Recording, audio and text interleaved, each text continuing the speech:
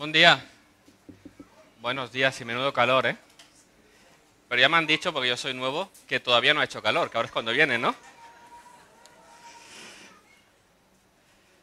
Vamos a seguir en esta serie de sermones que estamos llevando a cabo en este libro de los Hechos. Y os quería preguntar, ¿cómo se ve una iglesia conforme a la voluntad de Dios? ¿Qué ha de caracterizar una iglesia? ¿Qué es en lo que me he de fijar en una iglesia para procurar unirme y hacerme miembro de ella? ¿Qué es en lo que me debo fijar?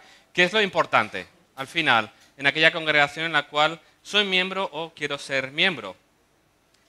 ¿Qué características deberíamos tener como iglesia local en Manresa para ser una iglesia bíblica conforme a la voluntad de Dios? Estas preguntas las vamos a responder hoy considerando el final del capítulo 2 del libro de los Hechos, al ver este modelo de iglesia que nos muestran los discípulos, esa primera comunidad producida en Pentecostés por el Espíritu Santo. Así que os animo a que abráis vuestras Biblias en Hechos capítulo 2 y vamos a leer del versículo 42 en adelante.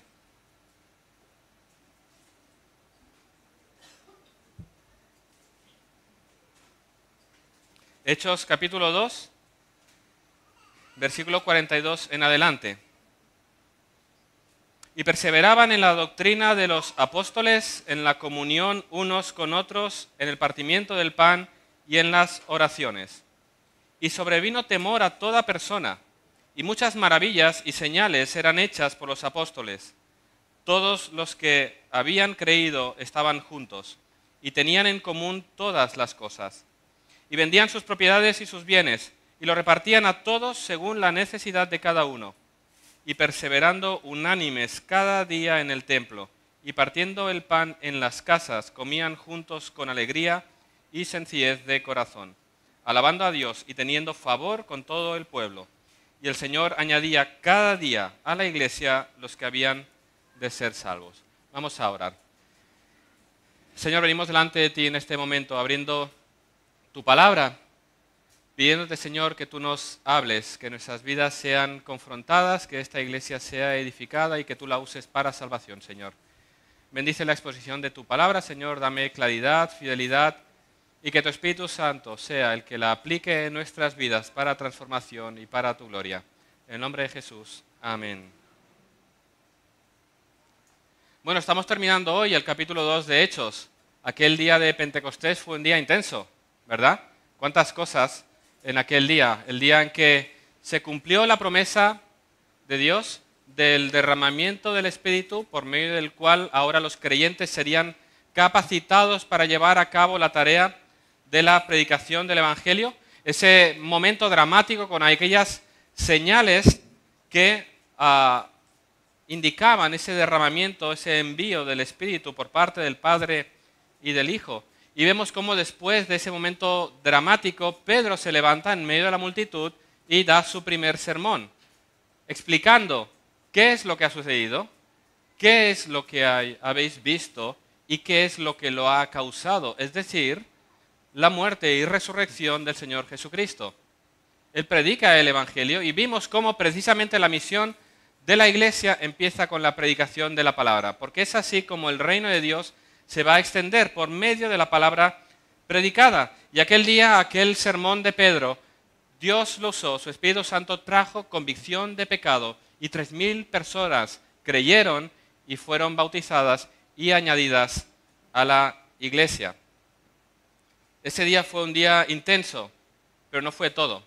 Marcó el inicio de esa misión que Dios había encomendado a los discípulos. ¿Y en qué consistía la misión? No en hacer conversos, sino en hacer discípulos. Por lo tanto, la iglesia no simplemente recibió a los 3,000 y dijo, muy bien, ya tenemos una membresía más grande, sino ¿qué hizo con aquellos que creyeron, fueron bautizados y añadidos? No fueron aparcados, no fueron sentados en los bancos de la iglesia, sino que esta comunidad perseveró en la misión. ¿Cómo? Predicando, enseñando y con los diferentes elementos que veremos ahora, haciendo discípulos, porque eso es lo que el Señor Jesús dijo, haciendo discípulos. Y Lucas aquí lo que nos va a mostrar es cómo esa primera comunidad vivió, cómo esa misión que empieza se ve en el testimonio público de esta primera comunidad. Y lo que quiero que veamos hoy, a la luz de este texto, precisamente es ver, considerar cuáles son las características de una iglesia bíblica. Cómo vive y cómo se ve una iglesia empoderada por el Espíritu Santo. Cómo se ve y vive y refleja y da testimonio una iglesia que trae gloria a Dios. Y eso es lo que vamos a ver. No son todas las características, pero son las que Lucas ahora nos muestra de esa primera comunidad. Y lo que vamos a hacer en esta mañana es considerar dos cosas. En primer lugar, a la luz de este texto, vamos a ver cuáles son las características o algunas de las características fundamentales de la iglesia de Cristo, como son la palabra, la comunión, el partimiento del pan y las oraciones. Y en segundo lugar, vamos a ver de qué manera el testimonio de esta comunidad afecta al mundo y recibe bendición de parte de Dios. Así que vamos a considerar precisamente en primer lugar estas características fundamentales, pero antes de entrar en la primera, quiero que veamos cómo Lucas nos introduce estas características hablándonos de su perseverancia en cada uno de estos elementos que vamos a ver descrito. Ellos perseveraban, hemos leído en el versículo 42, en la doctrina de los apóstoles, en la comunión unos con otros, en el partimiento del pan y en las oraciones. Perseveraban, o como dice la Biblia de las Américas, como lo traduce, se dedicaban continuamente. Eso indica una vida activa. Eso indica una devoción continua. La vida cristiana es una vida activa. La vida cristiana no es una vida de sentarse en un banco y escuchar, es una vida de esfuerzo, una vida que es vivida día a día buscando al Señor y sirviendo al Señor, día a día. Se reunían diariamente y si tú sigues leyendo el libro de los Hechos, te das cuenta de que además de reunirse diariamente en las casas, se interesaban diariamente por las necesidades de los hermanos y escudriñaban las Escrituras diariamente. Su fe cristiana era una realidad diaria y no algo que hacían una vez a la semana. ¿Por qué? Porque ellos habían entendido el Evangelio, ellos habían entendido el poder de Dios en Cristo, y este poder de Dios estaba obrando en sus corazones, y ese fuego, ese poder del Espíritu, se evidencia en una vida de devoción continua, perseverante en el Señor. Y mi pregunta para ti hoy ¿es este tu mismo testimonio?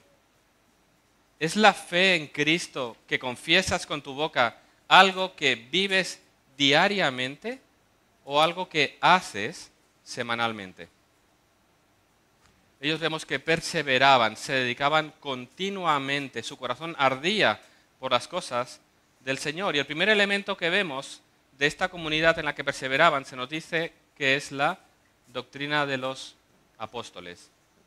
La predicación del Evangelio y el discipulado por medio del Evangelio era central y fundamental en la comunidad de creyentes. Es lo primero que sucede, como he dicho antes. Se derrama el Espíritu y Pedro se levanta y predica el Evangelio. La misión empieza con la predicación del Evangelio y la misión continúa con la predicación y la enseñanza del Evangelio. El Evangelio no es algo que necesito para mi salvación y una vez he creído se queda allí. El Evangelio es lo que necesito para toda mi vida, para crecer a la estatura de Cristo, para ser santo como Dios es santo. La manera en que el reino avanza, como decía, es por medio de la predicación del Evangelio, pero es también por medio del Evangelio que los creyentes son transformados día a día conforme al carácter de Cristo. Aquel día 3.000 personas creyeron y fueron bautizadas y la iglesia se dedicó a seguir enseñando el Evangelio para que aquellos 3.000 cada día se parecieran más a Cristo. Una característica fundamental de una iglesia bíblica es una enseñanza fiel y sistemática de las Escrituras. Cuando uno viene a Cristo, no necesita otra enseñanza superior, no necesita otro cuerpo de enseñanzas distinta. necesita el mismo mensaje del Evangelio, recordado y meditado diariamente. Todo lo que necesitamos se encuentra en la Escritura. No hay enseñanza especial, oculta para los miembros. Es la misma, la predicación de la palabra, la enseñanza, la Biblia. Dice Pablo a Timoteo, toda la Escritura es inspirada por Dios y útil para enseñar, para redarguir, para corregir, para instruir en justicia, a fin de que el hombre de Dios sea perfecto, enteramente preparado para toda buena obra. Todo lo necesario para conocer a Dios, para conocer nuestra condición, para conocer a su Hijo, para conocer la obra del Hijo en la cruz, para conocer todo lo relacionado con la salvación que Dios ha provisto, todo lo necesario para mi santidad, todo lo necesario para ser hecho como Cristo, todo lo necesario para tratar cualquier asunto personal, familiar, de comunidad, cualquier asunto de mi vida. Todo se encuentra en las Escrituras, aplicadas en el corazón por medio del Espíritu. Una iglesia bíblica es una iglesia que se caracteriza por la enseñanza y la predicación fiel del Evangelio. Eso es lo primero que tienes que mirar. Se predica el Evangelio bíblico, lo que dicen desde el púlpito es lo que dicen las Escrituras. Ahora, una iglesia sana también es una iglesia que se caracteriza con una cultura de discipulado en el Evangelio. Es decir, recibimos nuevos miembros y la iglesia se ocupa de ellos para ayudarlos a crecer en el entendimiento de las Escrituras, para ayudarlos a vivir conforme al Evangelio. No solamente los recibimos y enseñamos, sino que la misma iglesia se enseña y se discipula los unos a los otros para ayudarnos a crecer a la estatura de Cristo. Una iglesia bíblica es una iglesia en la que los miembros hacen lo que estos hombres hacían. Abrían las Biblias en los hogares para estudiar, escudriñar y ver de qué manera vivir conforme al Evangelio. No era una tarea de los apóstoles, era una tarea que hacía la iglesia. Los apóstoles no llegaban a 3.000. No hay citas en la semana para llegar a todos. Es una tarea de la iglesia. Así que vemos aquí confrontados cómo debe ser una iglesia caracterizada por una predicación fiel, con una cultura de discipulado en que los miembros se enseñan el Evangelio y se ayudan y se aconsejan con el Evangelio, pero también ese texto ha de confrontarme a mí, porque es necesario ver la iglesia y confrontarla con este modelo, pero también yo como miembro de esta comunidad debo confrontarme con estos hermanos que vivían aquí. ¿Cómo se ve un verdadero cristiano, un hijo de Dios que ha entendido la membresía en una iglesia local y ha entendido el Evangelio? ¿Es alguien que diariamente lee las Escrituras y las escudriña en su casa? No cumple un devocional, sino que medita en el Evangelio y ora para que esta verdad se aplique en su corazón.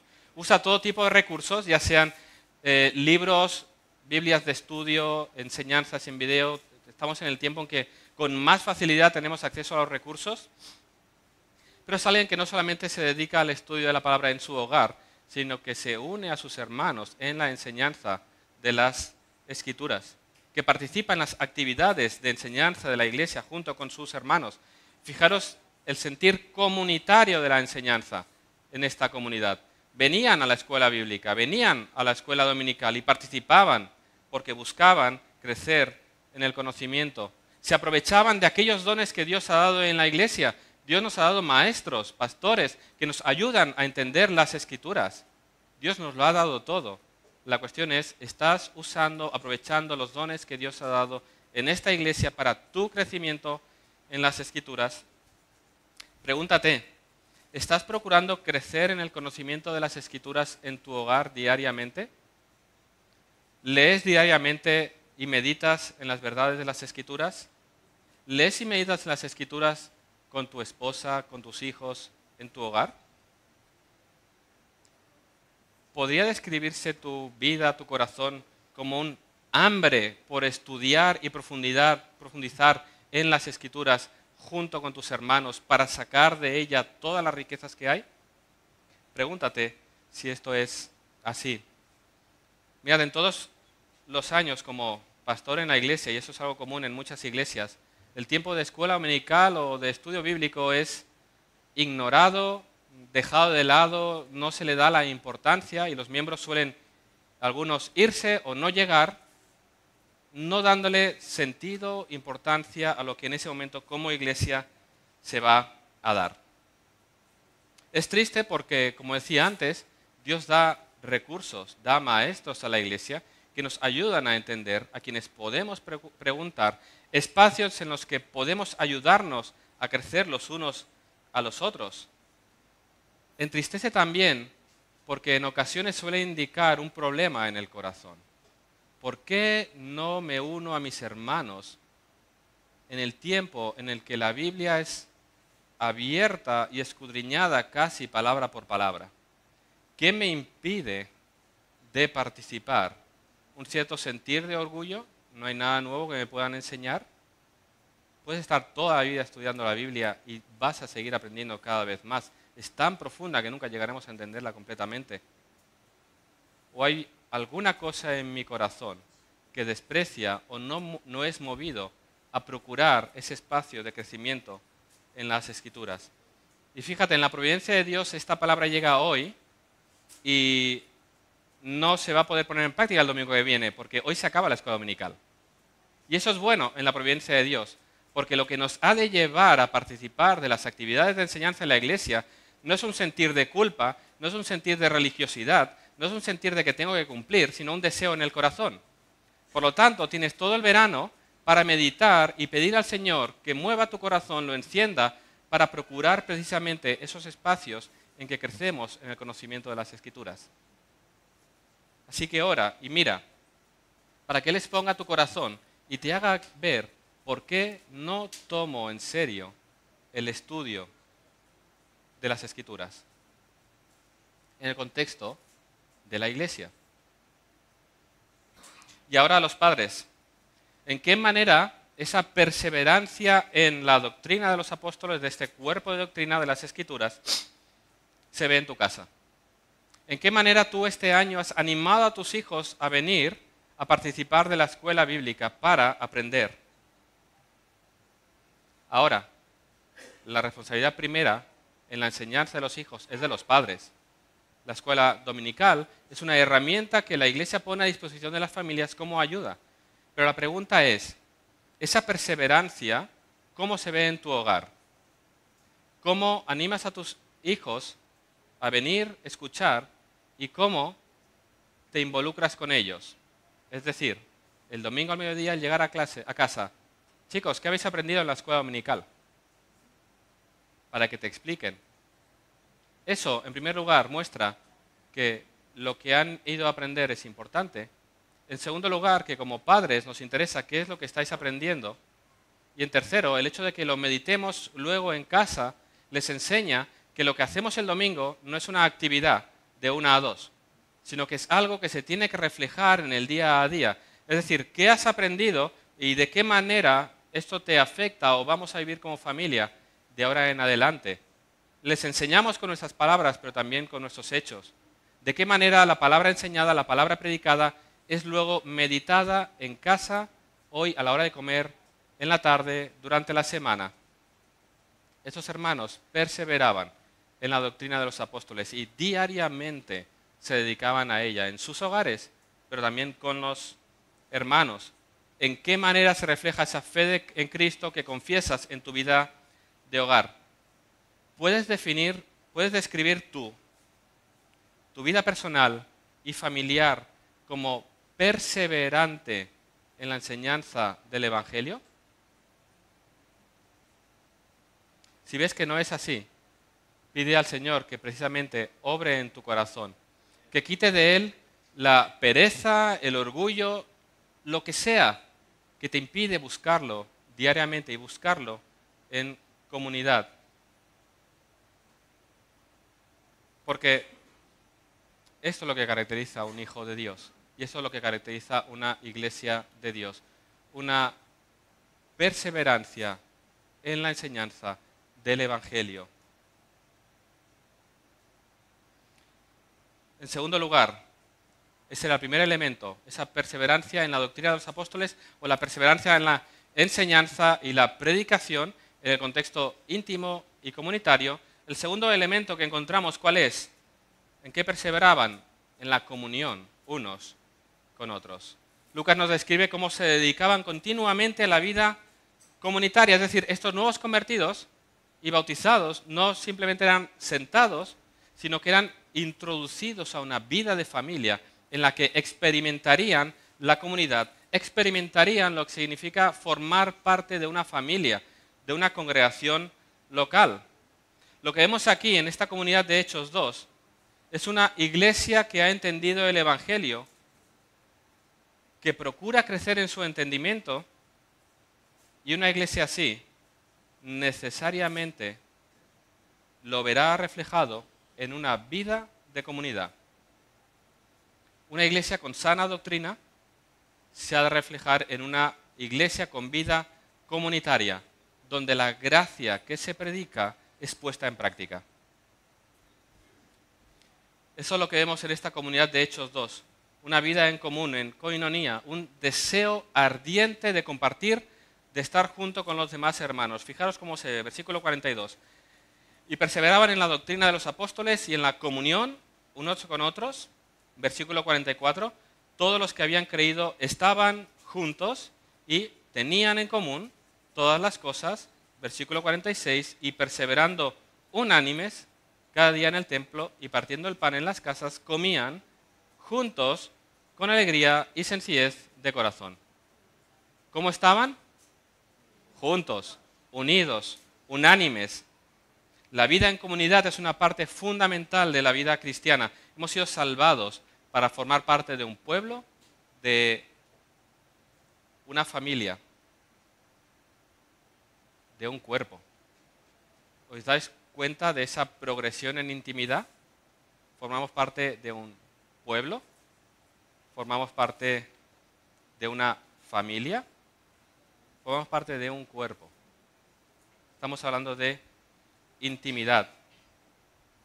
Pablo a los Romanos lo dice así, Romanos 12:5, así nosotros siendo muchos somos un cuerpo en Cristo y todos miembros los unos de los otros. ¿Qué más alto grado de intimidad que el hecho de ser miembros los unos de los otros en el cuerpo de Cristo? Nos necesitamos los unos a los otros. Como decía alguien, toda la vida cristiana, el crecimiento espiritual, la lucha contra el pecado y Satanás, el servicio a Dios se produce en el marco de la comunidad. Lo hemos reflejado en esta primera comunidad. Estaban juntos y tenían en común todas las cosas y vendían sus propiedades y sus bienes y lo repartían a todos según la necesidad de cada uno. No profundizaré demasiado en este punto porque sale más adelante en este mismo libro de los Hechos, pero sí que quiero dar un pequeño detalle para quitar quizás algún malentendido que en la historia se ha dado a este texto. Lo que se nos describe aquí es que esa unidad se refleja en el compartir posesiones en la iglesia primitiva. Aquellos que tenían muchas posesiones vendían algunas de ellas para satisfacer las necesidades o ayudar a los hermanos necesitados. Ahora, este texto no enseña ni fomenta el comunismo, porque este es uno de los malos entendidos que se le ha dado a este texto. No impone un modelo de economía colectiva, no hay una imposición de compartir. Las escrituras son claras en cuanto a la propiedad privada. Mandamientos como no robarás y muchos otros textos dan lugar a entender de la propiedad privada legítima de las personas. Hablan claro de esto. Más adelante lo veremos con Ananías y Zafira. Los apóstoles afirman su propiedad legítima de sus bienes. Ellos podían vender o podían no vender. El problema no es lo que hicieron, sino la mentira que había detrás de lo que hicieron.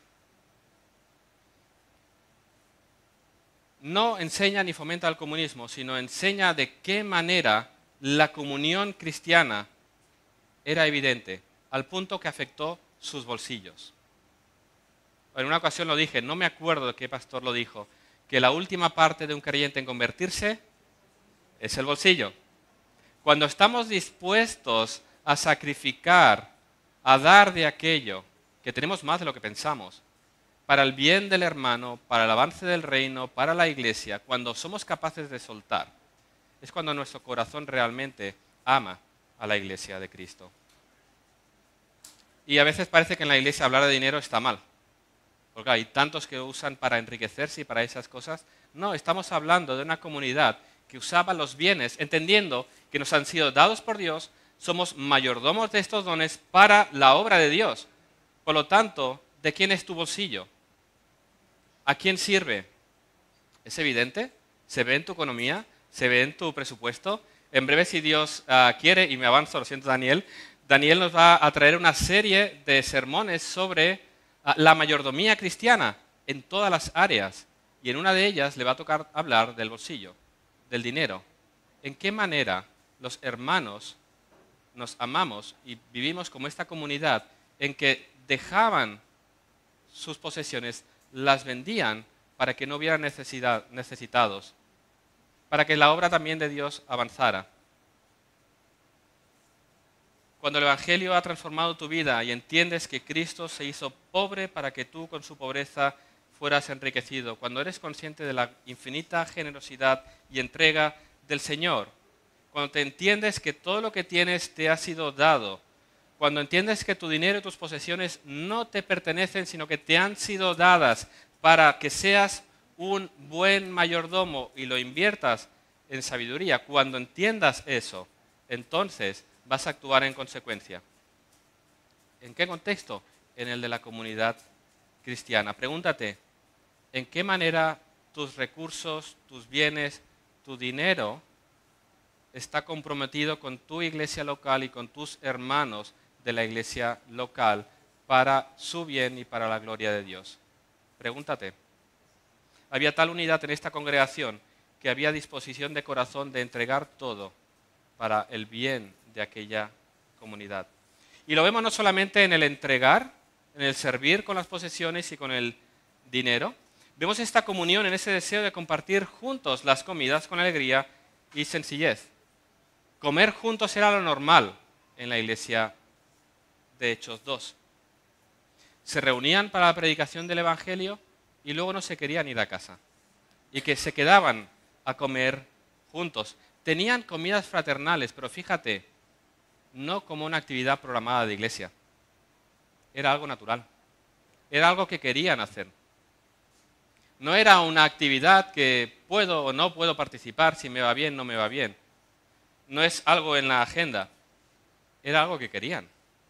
Se invitaban, comían juntos. Querían pasar el máximo tiempo posible ese día para celebrarlo con los hermanos. Nosotros ahora le hemos retomado esas actividades. El COVID rompió muchas cosas y una de ellas es esas comidas fraternales que había también, creo que eran mensuales. Se conservaron algunas, ¿no? Como el 1 de enero y la castañada y creo que hay alguna más, ¿no? Pero ese hábito el COVID lo rompió y lo hemos vuelto a retomar. Ahora, ¿cuál es el problema? Que lo vemos como una actividad. El tercer domingo hay comida de iglesia. ¿Entendéis por dónde va el asunto? Había una disposición de corazón. Querían comer juntos con esa sencillez de corazón, con sencillez, sin hipocresía, sin fingimiento. Querían estar los unos con los otros y no como una actividad. Ellos se quedaban a comer no porque tocaba, sino porque querían pasar tiempo juntos. Y se hacía con sencillez de corazón. Y ese tiempo, compartir juntos la comida, es un acto de amor. Fijaros, el hecho de traer comida para compartir mueve nuestros corazones, o habría de moverlos para hacerlo con amor. Porque si yo me preparo comida para traer para mí el domingo, pues me haré algo. Pero si yo voy a preparar algo para que mis hermanos lo disfruten, voy a prepararlo con amor. Voy a preparar cada una de esas recetas que esos domingos nos encontramos aquí, que nos peleamos todos para recoger, ¿no? Tú lo preparas como un acto de amor para con tus hermanos. Y tus hermanos cuando van a buscarlo y lo disfrutan, ven ese amor del hermano que ha preparado eso para que tú lo disfrutes. Es amor en los dos sentidos. Eso fomenta la unidad de la iglesia, como vemos en Hechos 2. Es un acto de amor. Es un acto con sencillez de corazón. Una buena comida en comunión con los hermanos es un petit taste del cielo. Pensad, ¿qué es lo que nos espera al final de los tiempos? Un banquete de bodas. Nos vamos a sentar para celebrar con nuestro precioso Salvador unos con otros. Un banquete, una comida, en la mesa, una celebración. Eso es un regalo de Dios, que Él nos ha permitido ahora disfrutar aquí, aunque temporalmente, aunque con las limitaciones, con el calor, con todo lo que quieras, pero Dios nos lo ha permitido disfrutar aquí. Ahora piensa en qué manera tu corazón es movido a buscar la comunión con tus hermanos alrededor de la mesa en la iglesia. ¿Hay ese deseo? ¿Hay ese deseo cuando llega el lunes decir, este domingo vamos a comer juntos? ¿Qué ganas tengo? Y esta semana me voy a sentar con los otros, porque con ellos hace tiempo que no hablo. Porque quiero conocerlos más. Pero fijaros que esto se hacía en el contexto de la comunidad y también en el contexto de los hogares. Para Lucas el tema de la hospitalidad es un tema clave, que aparece una y otra vez en su Evangelio y en el libro de los Hechos. Lucas capítulo 7 vemos a la mujer pecadora ungiendo los pies de Jesús en casa de Simón y Jesús contrasta la hospitalidad del anfitrión con la entrega de la mujer. En Lucas 10, Marta y María, ¿dónde reciben a Jesús? En su casa. En Lucas 14, Jesús enseña a invitar a comer a casa a los pobres, a los cojos, a los ciegos, es decir, no solamente a los que a mí me interesa. Enfatiza esa hospitalidad. Comían juntos, compartían la mesa también en los hogares y no debemos dejar de perder el hecho de que parte importante del discipulado y del evangelismo sucede alrededor de la mesa en mi hogar. Toma el ejemplo de Jesús. Una vez resucitado, se dio a conocer a sus discípulos y les enseñó alrededor de una mesa. En una ocasión, él mismo les preparó a sus discípulos una comida y se la sirvió. Y cuando quiere enseñar a sus discípulos un símbolo para recordar la obra que él iba a traer, ¿cómo lo hace? Con el tema de una cena, en una mesa. Pregúntate, ¿eres una persona hospitalaria? ¿Está tu hogar abierto para recibir a tus hermanos porque quieres seguir disfrutando de su compañía? Mirad, en esta iglesia no tenemos ahora actividades los domingos por la tarde. ¿Sabes cuál era el propósito? Que nos invitáramos a comer. Y he ido detrás de algunos, animando a hacerlo. Invita a comer a tus hermanos en casa. Seguid hablando, compartiendo de lo que se ha predicado y pasad la tarde juntos, sin las prisas de tengo que ir aquí, yo tengo que ir allá, como nos pasa cada día. Que si el trabajo, que si las actividades extraescolares, que si esto. En el día corremos. Tienes el domingo para disfrutar de tus hermanos. Este domingo no hay comida de iglesia. Bueno, pues mira, voy a invitar a tal familia a casa porque quiero pasar tiempo con mis hermanos. No con los de siempre. Y está bien, todos tenemos amigos íntimos. Jesús tenía un círculo más íntimo. Pero invita a tus hermanos, que sea tu hogar un lugar hospitalario donde puedas recibirlo y aproveches el domingo. Porque a veces puede parecer, qué bien, en la iglesia solo tenemos actividad por la mañana, por la tarde me puedo tomar al sofá, me pongo una buena peli o me voy aquí a... ¿De qué manera aprovechas este espacio para procurar la comunión? Ahora, la cuestión no se trata de tengo que hacer esto. No, pregúntate, ¿por qué mi hogar no está abierto a mis hermanos? ¿Por qué no busco pasar tiempo con ellos? Y siempre ponemos excusas, todos. La economía, es caro. Claro, si tengo que estar invitando gente a mi casa, ¿no? Hoy no está, seguimos hablando por Jaume y Pepi, pero Pepi, seguro que todos habéis pasado por su casa. La primera excusa es economía. Es caro, claro. En la vida familiar hemos de ser sabios a la hora de administrar el dinero. Pero es que el punto está en compartir el tiempo juntos, no la comida. No tienes por qué hacer un plato de restaurante Michelin. Tiene que haber tanta confianza entre nosotros que digas, ven, no tengo nada, tengo sobras, trae tú las tuyas y con todo hacemos algo y comemos. Es eso. No es la cuestión del tiempo, de la economía, porque al final, con cualquier cosa comemos. Tampoco es cuestión de... y estos salen de encuestas que se han hecho, de excusas que se ponen para... No estoy hablando de nadie en concreto. Esto sale de una encuesta, pero refleja la vida de algunos. Otra excusa es, mi hogar es demasiado humilde, sencillo, y me da vergüenza que vengan a mi casa. Mi casa no siempre está limpia. Y claro, el trabajo de limpiar y ordenar y dejar una casa decente me cuesta demasiado. Mira, todo esto, el autor de esta encuesta lo define como orgullo. El orgullo de apariencias. Platos exquisitos, una casa que es un museo, para que cuando vengan, vean lo que hay. No. Nuestra casa no ha de ser un museo, porque es un lugar en el que hay vida. Cuando tú vengas a casa, encontrarás polvo. Pasa por un cuadro, harás así, las cosas estarán alguna donde no tiene que estar. No es un llamado al desorden, pero sí un llamado a la naturalidad. El punto es en pasar tiempo juntos, quita excusas. La casa no brillará, pero al recibir con naturalidad, enseñamos a los demás esa naturalidad de que somos hermanos y queremos pasar tiempo juntos. Y somos así de sencillos.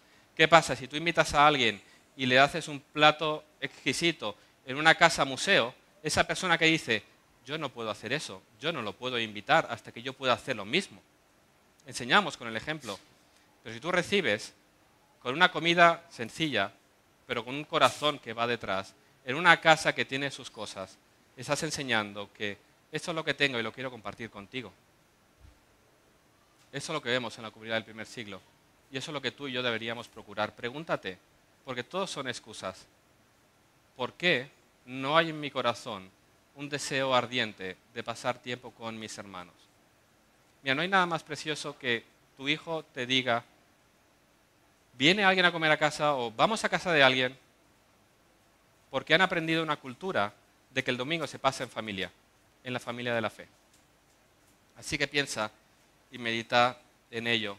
Eso trae gloria a Dios, porque fijaros lo que produce cuando los hermanos se juntan para comer, alabando a Dios, dice el versículo 46. Alabamos a Dios cuando hacemos, no solamente porque hablemos del Evangelio o acabemos cantando, simplemente en el hecho de tener comunión y disfrutar de ese tiempo, alabamos a Dios, porque esa comunión es producida por el Espíritu Santo. Esa disposición de entregar de lo que me ha sido dado para el bien del hermano es una obra del Espíritu Santo en mi corazón. Por lo tanto, medita en ello y piensa el poder discipulador alrededor de la mesa de tu hogar. Nos necesitamos los unos a los otros para crecer. Necesitamos pasar tiempo juntos. Y este tema de la comunión choca de frente en una sociedad individualista como la nuestra. Hoy en día se viven vidas privadas, en las que nos sentimos cómodos cuando nos sentimos aislados sin tener que abrir nuestras vidas. A veces, que no vengan a nuestra casa es porque queremos ocultar o mantener cerradas ciertas áreas de nuestra vida. Abrimos nuestras vidas por necesidad en la medida en que nosotros queremos, pero partes de nuestras vidas están cerradas.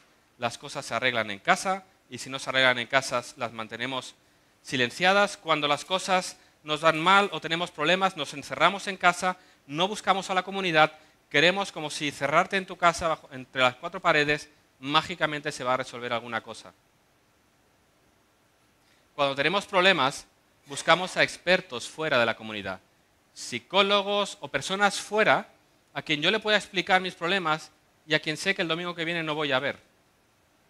¿Os dais cuenta de qué manera perdemos el sentir de la comunidad y el bien que el Señor nos ha dado en ella?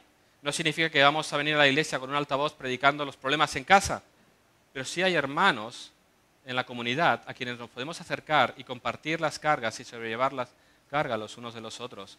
Si tenemos problemas en nuestras vidas, vamos a buscar hermanos que nos aconsejen con las Escrituras. Si me siento solo, si me siento triste, busca a los hermanos en la comunidad. No hay nada que encienda más el corazón que estar junto a otros hermanos que atraviesan tus mismos problemas, pero descansan en el mismo Señor y Salvador.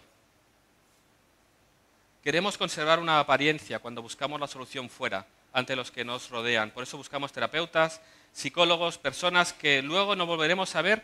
Eso es lo normal en el mundo, pero es totalmente contrario a la idea de comunidad que Dios ha dado. Ser miembro de una iglesia es un compromiso de unos para con otros. Yo voy a cuidarte y tú déjate cuidar. Yo voy a cuidarte y yo voy a permitir que tú entres a mi vida y me ayudes y veas aquello que está mal. No hay nada peor para la vida del cristiano que encerrarse y no dejar que otros puedan ayudarte a luchar con el pecado, a crecer, a madurar en la fe. Piensa en el privilegio de la comunidad. Nos necesitamos los unos a los otros para crecer en santidad, para tratar con los problemas. Piensa en la comunidad como un regalo y un don que Dios ha dado. Fijaros, nos habla de perseverar en la comunión. Perseverar significa esfuerzo. Significa que habrá ocasiones que no querremos o nos costará. Habrá ocasiones en que no habrá ánimo, como decía. Preferimos quedarnos en casa. Pero entonces debemos pedir al Espíritu que nos fortalezca para acudir a la comunidad y encontrar ayuda. Perseverar porque en momentos que no habrá ánimo. Perseverar porque a veces será un esfuerzo, porque las cosas no se hacen como a mí me gustan. Mis expectativas no se cumplen. No son las cosas como a mí me gustaría que fueran. Muchos otros motivos que pueden dificultar nuestra comunidad, pero me someto a la comunidad a la que pertenezco y me esfuerzo en procurar la comunión con mis hermanos. Cuando hacemos eso, ya sea por desánimo, ya sea por diferencias, y perseveramos en la comunión, eso es una cura para mi orgullo, esto me humilla y eso me somete al cuerpo que Cristo ha puesto para que cuide de mí. Perseverar significa que habrá momentos en que no queremos, pero tendremos que esforzarnos. Esto hacía esta primera comunidad. Y podríamos estar dando más ejemplos. La pregunta es, ¿estás experimentando este tipo de comunión con tus hermanos? Si no es así, pide al Señor que muestre en tu corazón qué pecado, qué es lo que hay que te impide buscar esta comunión con ellos. Y fíjate, hoy está haciendo un sermón muy práctico, ¿no? Y uno podría decir, yo busco sermones más teológicos, que me vayan al griego, que me enseñe cómo esto forma parte de toda la revelación bíblica, ¿no? Y buscamos teología. Pero este texto de hoy confronta nuestra teología.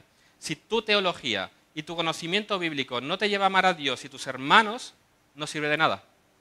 Tienes una mente muy informada, pero un corazón enfermo, como decía Paul Tripp en su libro. Por eso, no digas, bueno, este sermón es muy práctico. No. Tú dices que amas a Dios, ¿cómo se ve eso de manera práctica? Porque lo que confesamos tiene que verse en la vida. No porque tengas mucho conocimiento, significa que seas más maduro. La madurez se refleja en la vida práctica a la luz del Evangelio. Tercer lugar, y estos puntos van a ser más breves. Tercer elemento en el que perseveraban es en el partimiento del pan.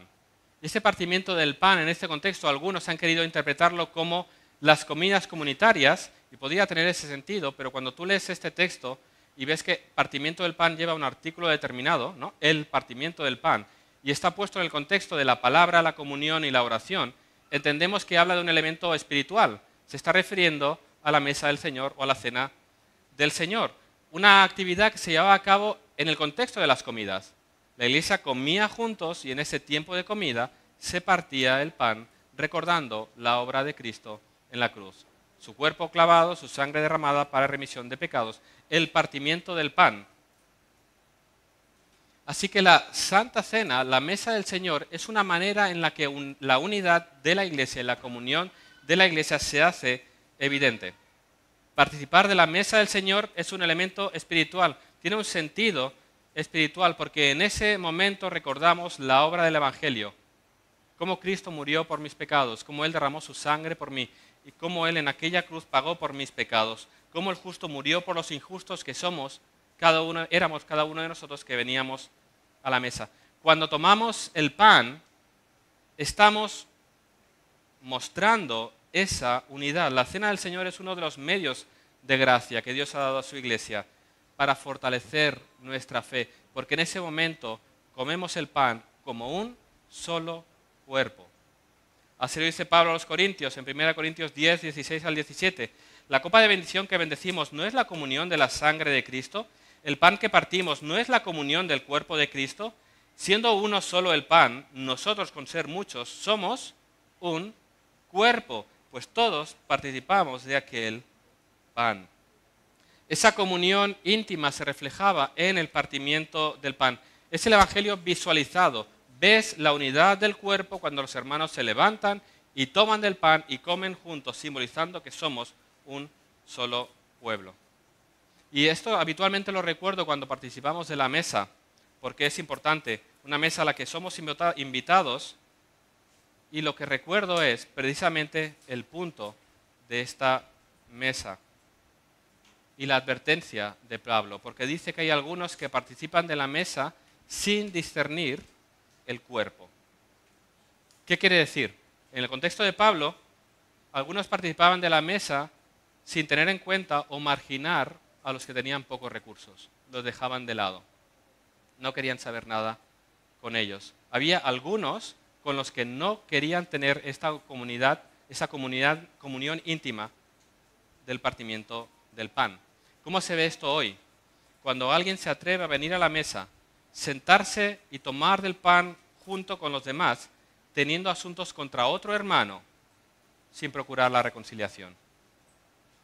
Eso significa no discernir el cuerpo.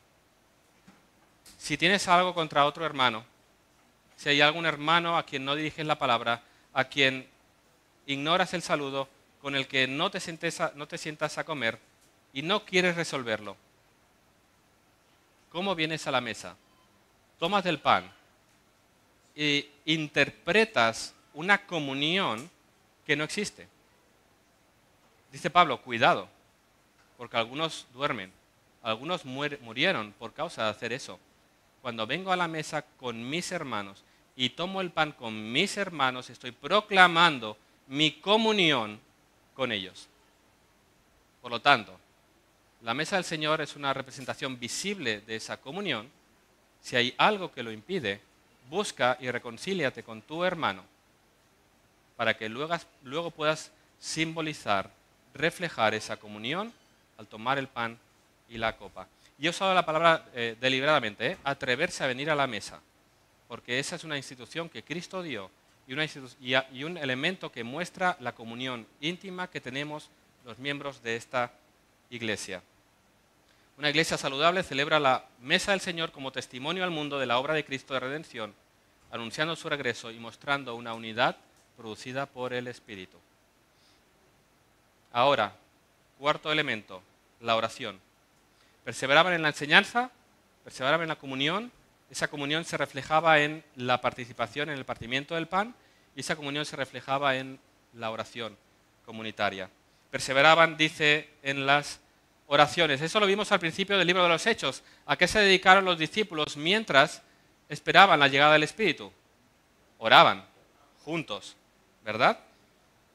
La unidad de la iglesia se refleja en una vida de oración comunitaria persistente. Esos hermanos de Hechos 2 se encontraban para orar en el templo de Jerusalén, pero también en sus hogares. Y esta comunidad recibió a los 3.000 y los introdujo al culto de oración para que oraran juntos, porque eso forma parte de la comunidad cristiana. Fíjate, la oración comunitaria es una imagen más de la comunión de los hermanos de la iglesia. Porque en ese momento en que nos unimos como congregación a orar, estamos diciendo que tenemos un mismo Padre, al cual buscamos juntos. Es un momento en el que nos gozamos con las alegrías y las acciones de gracia de los hermanos. Es un momento en el que nos lloramos y compartimos las cargas y los sufrimientos de los hermanos que traemos al trono de la gracia. Es un momento en el que tenemos ese espacio íntimo en el que lloramos con los que lloran, ríen con los que ríen y juntos clamamos al mismo Padre como un solo cuerpo. La participación del creyente en la oración comunitaria es una expresión de unidad en Cristo. Y lo he repetido muchas veces y yo mismo me digo, soy pesado al insistir en que vengáis al culto de oración. Y seré insistente hasta que todos aquellos que podéis participar vengáis y os arrodilléis delante de nuestro mismo Padre en unidad como Iglesia de Manresa para clamar al Señor para que su obra se lleve adelante. Es cierto que hay algunos que por trabajo no pueden venir, pero también es cierto que otros por pereza o por dejadez o indiferencia no lo cumplen. La oración congregacional como iglesia muestra esa comunión íntima. Por eso, no se trata de que vengas el jueves, se trata de que vengas al Señor y le digas, ¿por qué no quiero tener este tiempo íntimo con mis hermanos en el que voy a compartir y voy a clamar al Dios? Piensa en ello. Todo esto no tiene que ver con las cosas que tienes que hacer, sino que examinar tu corazón y que tu Espíritu Santo te dé convencimiento de pecado para que obres conforme a la voluntad de Dios. Piensa por eso en que qué te impide estar junto a tus hermanos en oración clamando a Dios el Padre. Y es algún pecado, alguna cuestión que te impide tener esa comunión íntima. Por eso, aquellos en los que hay alguna cuestión espiritual, algún problema, suelen no participar de las actividades congregacionales, las comidas congregacionales y los cultos de oración, porque son los tiempos en que esa comunión íntima se pone a prueba, en que se hace evidente. Por eso, Señor, muestra qué pecado hay en mi corazón que me impide tener una comunión íntima con aquellos que de boca profeso que son mis hermanos en Cristo. Eso es lo que deberíamos mirar y examinar. Por último, claro, si queremos un avivamiento en nuestras vidas, si queremos un avivamiento en nuestras familias, si queremos un avivamiento en la iglesia, ¿dónde vamos a buscar? Sino por medio de ese medio de gracia que es la oración comunitaria. Y por último, como decía, quería ver el testimonio de esta iglesia que perseveraba en la enseñanza, la comunión, el partimiento del pan y las oraciones. Dice Lucas que esta iglesia tenía favor con todo el pueblo y el Señor añadía cada día a la iglesia los que habían de ser salvos. Una iglesia que vive así, que no solamente habla al mundo de sí, yo creo en Cristo y tú tendrías que creer en Cristo porque eres un pecador. Una iglesia que vive el Evangelio, que da testimonio de ese amor los unos para con los otros. Una iglesia que muestra ese deseo ardiente de compartir los unos con los otros. Es un testimonio poderoso a un mundo en oscuridad, individualista y egoísta. Porque el mundo no puede producir lo que el Espíritu Santo produce. Pero el mundo anhela lo que el Espíritu Santo produce. Porque hemos sido creados para vivir en comunidad. Hemos sido creados para experimentar el amor. Y en el mundo no hay amor. En el mundo hay interés. En el mundo hay individualismo. En el mundo se usa a las personas para el interés propio. En la iglesia, los hermanos se sacrifican a sí mismos por el bien de los demás. En un amor verdadero, en un amor sincero. Un amor que no busca el bien propio, sino el bien del hermano. Hay un deseo de compartir. En ocasiones pensamos que para alcanzar al mundo tenemos que hacer campañas evangelísticas como las que se suelen hacer. Y está muy bien. Puedes tomar un escenario, llamar a un orador potente o tener un grupo de alabanza, un concierto espectacular, puedes repartir 10.000 folletos. Están bien las campañas, no estoy diciendo que no. Pero cuando la iglesia vive conforme al modelo de Dios, cuando la iglesia vive como la iglesia de Cristo, ese es el testimonio más poderoso a este mundo. Decía alguien, no recuerdo el autor, lo he citado en alguna ocasión, que la mejor actividad evangelística es la iglesia cuando vive como la iglesia del Señor. No se trata de actividades, se trata de vidas vividas, sometidas a Dios, en obediencia a Dios, amando a Dios por encima de todas las cosas y amando a los hermanos. Piensa el poder del testimonio de una iglesia que vive conforme al llamado divino. Hombres y mujeres como nosotros, tan distintos, de lenguas y culturas distintas, unidos de esta manera, que nos amamos con un amor verdadero, no interesado, que disfrutamos y queremos pasar tiempo los unos con los otros, que estamos dispuestos a exponer nuestras vidas para ser ayudados, que anhelamos participar juntos. Ese es un testimonio poderoso a un mundo egoísta, interesado e individualista. Y esta iglesia, dice, gozaba del favor del pueblo. Era un testimonio. Ahora, breve paréntesis, eso no significa que vamos a ser aceptados por el mundo, porque damos testimonio del Evangelio, pero en el mismo momento que por la boca presenten las demandas del Evangelio, vamos a ser rechazados. Pero que por nuestro testimonio sus bocas se callen y demos gloria a aquel que nos ha salvado. Esta es la realidad. Y fijaros cómo termina Lucas. Concluye este relato de la vida de la iglesia recordándonos que es el Señor quien añadía a la iglesia a los que estaban siendo salvados. Porque podríamos pensar en todo lo que nosotros podemos llegar a hacer, pero Lucas nos dice, es la obra de Dios. Es Él quien ha creado esta comunidad, es el poder del Espíritu el que produce este amor y esta comunión, y es el mismo Dios el que trae a los que están siendo salvados. Es la obra de Dios. Él es quien salva, Él es quien convence de pecado, Él es quien atrae a los que están siendo salvos. Es su obra. Nosotros somos herramientas en sus manos. ¿De qué manera vives para la gloria de Dios, para llevar a cabo la tarea que nos ha encomendado? Y ahora, es importante que esto lo escuches tú, que nos estás visitando aquí y quizás no conoces al Señor. Somos lo que somos, los que estamos aquí, los miembros de la iglesia, solo por la gracia de Dios. No somos mejores personas, no somos más capaces que nadie. Es solamente la obra de Dios la que ha cambiado nuestros corazones y nos sigue transformando. Por eso nos ves y verás cosas que no están bien. Es verdad, y estamos procurando en el poder de Dios ayudarnos también a crecer en santidad. No hay ningún mérito. Por eso, no se trata de que tú ahora te esfuerces en ser mejor persona para que puedas experimentar aquello de lo que hablamos. No, es la obra de Dios la que tiene que mostrarte que no eres bueno, para que puedas venir a Él confesando tus pecados y encontrando el perdón y la vida eterna. No se trata de esforzarnos en ser buenos. Es la obra de Dios de principio a final. Él nos salva, Él nos está salvando y al final del tiempo seremos salvados. Y esta es la iglesia que Dios bendice. Esa es la iglesia a la que Dios atrae los que han de ser salvos. Una iglesia caracterizada por la comunión. Y aquí un breve detalle. La Reina Valera traduce que son, el Señor añadía cada día a la iglesia. En el original no aparece el término iglesia. Está diciendo que el Señor atrae a los que estaban juntos. ¿Sí? Si tienes una Biblia de las Américas, ahí lo traduce como que añadía a los que estaban, al número de ellos, dice la Biblia de las Américas.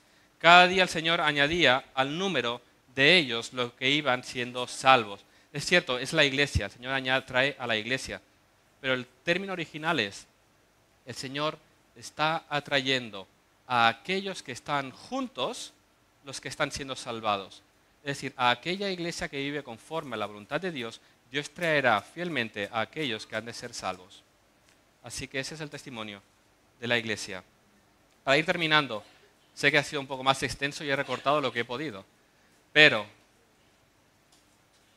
he titulado el sermón de esta mañana como una iglesia ordinaria. Ordinario en el castellano puede tener el sentido de algo mediocre o algo sin importancia, no. Ordinario en el sentido de normal. Una iglesia normal. Y es importante remarcar esto porque muchos buscan cosas extraordinarias en las iglesias. Como decía, muchas luces, mucho humo, música potente, grandes oradores, experiencias místicas, experiencias emocionales. La gente busca experiencias extraordinarias y que la iglesia haga cosas extraordinarias. Y la iglesia de Cristo hace cosas ordinarias. Predica la palabra, vive en comunión, se sientan juntos a la mesa y oran juntos. Esos son algunos de los medios de gracia que Dios ha dado para tu crecimiento en santidad y para el crecimiento de la iglesia. Medios ordinarios y normales. ¿Qué hacéis en tu iglesia? Se predica el Evangelio y comemos juntos. Ya, pero ¿qué más? No, predicamos el Evangelio y comemos juntos. Esos son los medios ordinarios que Dios ha determinado. No inventemos nada. Él nos ha dicho cómo. Y su obra extraordinaria se lleva a cabo por medios ordinarios. Así es. Y no nos olvidemos del poder de eso.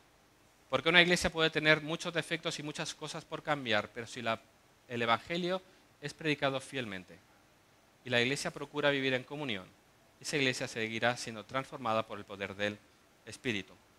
Y sabemos que hay muchas cosas en nuestras vidas que han de ser reformadas.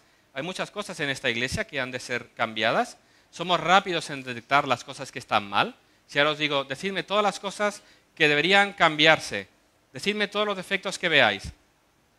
Los podemos escribir rápidamente. Somos muy rápidos en detectar lo que está mal. Somos muy críticos. Pero ¿sabes qué? Jesús mira a esta iglesia y ve sus defectos mejor que tú. Con más claridad. ¿Y sabes qué? Jesús nunca va a abandonar a su iglesia. Él la ama más que tú y Él la conoce mucho más que tú y Él conoce mucho mejor que tú todas las fallas y defectos, pero Él la amó hasta el punto de entregar su sangre, su vida por ella. Él derramó su sangre. Él murió en la cruz para pagar por nuestros pecados, para darnos vida, para adoptarnos, hacernos sus hijos. Él resucitó, ascendió y desde el cielo gobierna. ¿Y sabes a qué está dedicado el Señor Jesús? A embellecer su iglesia. ¿La iglesia tiene faltas? ¿La iglesia tiene defectos? ¿Hay muchas cosas por cambiar? Sí. Pero Cristo está preparando a su iglesia y la está haciendo cada día más preciosa. No nos va a abandonar, sino que nos ha tomado y está trabajando en nosotros. Así lo dice Pablo a los Efesios. Cristo amó a la iglesia y se entregó a sí mismo por ella, para santificarla, habiéndola purificado en el lavamiento del agua por la palabra, a fin de presentársela a sí mismo, una iglesia gloriosa que no tuviese mancha, ni arruga, ni cosa semejante, sino que fuese santa y sin mancha. Él está dedicado a embellecer su iglesia y nos está preparando para presentarnos delante de Él sin mancha, sin arruga, preciosos, puros, blancos. Ahora, ¿en qué manera tú sirves a tu Señor para embellecer su iglesia? ¿En qué manera estás dedicado en oración, en comunión, en la palabra, para procurar embellecer la iglesia de Dios? Porque somos rápidos en señalar los problemas, pero deberíamos tomar el Espíritu de Cristo y amar a su iglesia. Si amamos a Cristo, amamos a su iglesia.